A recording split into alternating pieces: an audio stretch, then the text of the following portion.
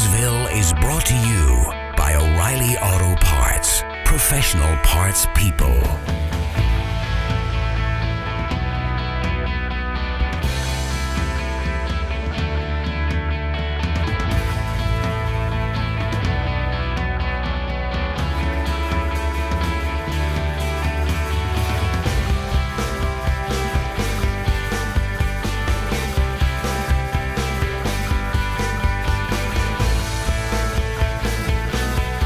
I have a 1927 Ford Roadster. I bought it turnkey 3 years ago, and I've done a lot of rebuilding on the whole thing from the frame up. It's got the 350, it's been bored 60 with a turbo 400 transmission with a positive traction 411 rear end in it. As far as modifying and redoing a car like this is my first one.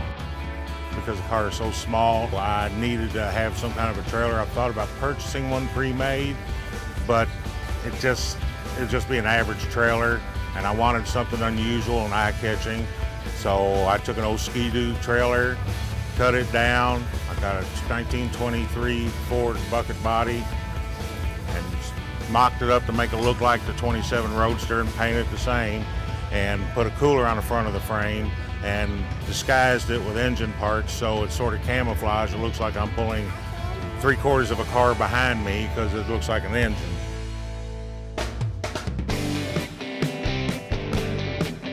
The car is a 1954 Nash Metropolitan. I just wanted the small car with the big motor kind of concept, and I built a Pro Street one before this one, and this one I kind of wanted one I could actually get on the road and drive a little more, better gas mileage. Normally there's not another one like it, but we did suicide the doors. Those doors actually just reversed. The passenger door is actually from the driver's side, therefore I could use all the same latches. I just had to redo the hinges, but the doors actually fit. And I'd heard a rumor about that before I did it, and I didn't really believe it, but they're stamped out exactly the same, so you can actually change the doors from side to side.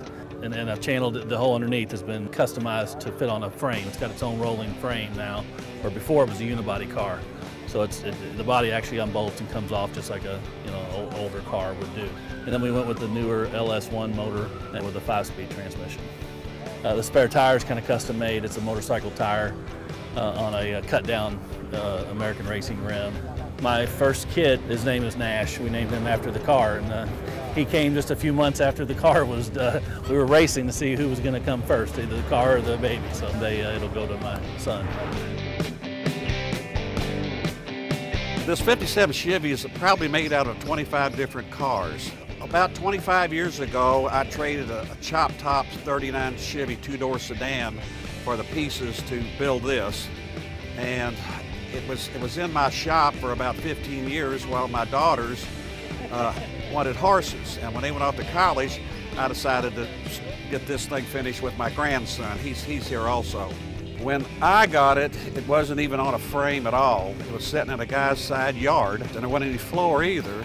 The fenders are off of another 57 Chevy. The only thing original to the car, being a 57, would be the front seat, and that's just about it. When I was in high school, there was a friend of mine had a convertible this color, and I built it as a tribute to a high school kid like I was. It made 35 cents an hour working for a drugstore after school, so you couldn't put a lot of money, but these cars you could buy on a car lot for $200 and drive them home back then.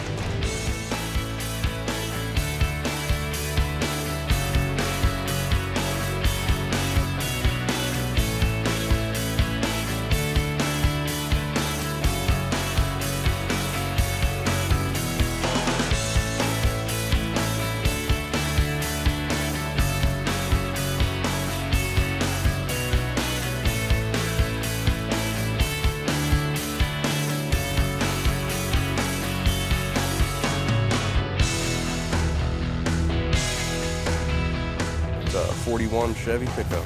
I'm a tattoo artist, and I drew it out on paper and came alive. Pretty cool to draw something and be driving it. It took about 3 years. Took a lot of shows like this, getting swap meets, finding the right parts. Since I've had it out on the road, you could have a Ferrari next to it and get tons more looks.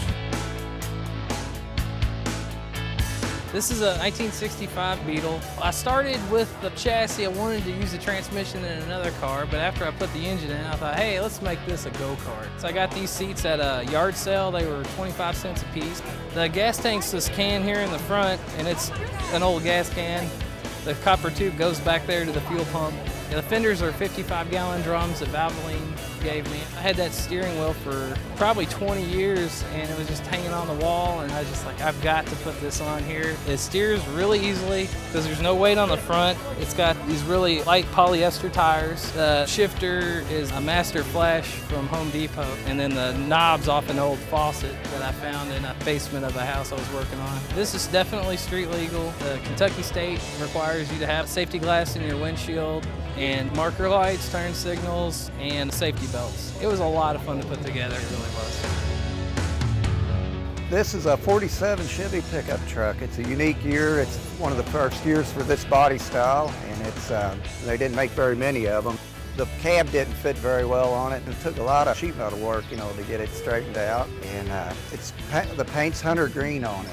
It's a 262 inline six-cylinder. Original engines, they didn't run quite as good as what this was, and we're kind of gearheads. We want to go a little bit, make it run a little faster than what the original one would. And we got it lowered about as low as we can get it now. And we've got a S10 5-speed transmission in it, rear end, so we can get up on the highway and drive it. Runs pretty good, about 70, 80 miles an hour.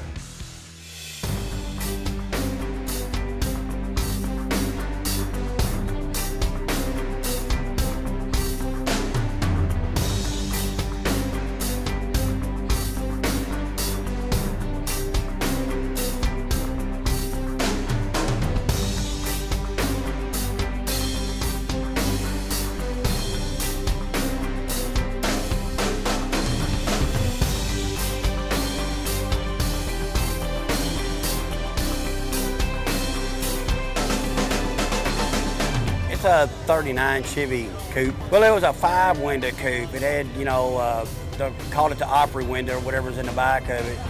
And we just took it out and made it into a 3-window and made it look more custom look and everything. This was fit probably right at a year, somewhere in that area, to get it to where it is at today. If you've seen this car the way it was originally, you wouldn't even recognize it because it looks so much different than what it is today. And I think that has a lot to do with the way people go to it, because it's something different, You might see a lot of these out west, but you don't see a lot of them here. California, it's called tail draggers, and that's kind of big out there, but not here. But I think that was pretty cool, and so that's what we built. It turned out pretty good. The type of car we got is a 31 Dodge D6. I collected parts for 3 years. The build took 4 months for us. I'm a Mopar guy, so that's why I knew I wanted to go with a Dodge. We sleeved the whole frame, and we put LED lights along the side so everyone else could see it. Well, I found a body in Peru, Illinois. The Hemi I found on Craigslist. The tranny and adapter I found in Florida, and the frame itself is custom. The outside's finished, working on the inside a little bit still. It's a bunch of random assorted trash. It's a wrap. Toyota drivetrain, various body parts and pieces. It's titled as a 47 Dodge Pyro Wagon. That's what the VIN number is. And from there, it just kind of gets weird. Well, I started working on it about 3.5 years ago. I started gathering parts and pieces about 30 years ago when I found the front nose piece. As I found something that looked like that would fit, and that's what I got. Especially if it was a good deal. The front fenders are John Deere tractor back fenders. Made to fit. The grate on the front came off my barn window, and I rolled it around on firewood to get the right roll to it before I cut it out to fit into the grill. Initially, I had it up and running, tagged, titled, everything. I was under $1,000. It was 6-8 months in the initial build, and with the Eaton lockers and the double transfer cases, I've spent about another $3,000. But it's a good running truck that'll go anywhere. We've got 20 forward gears and 4 reverse gears. It's been a fun project throughout.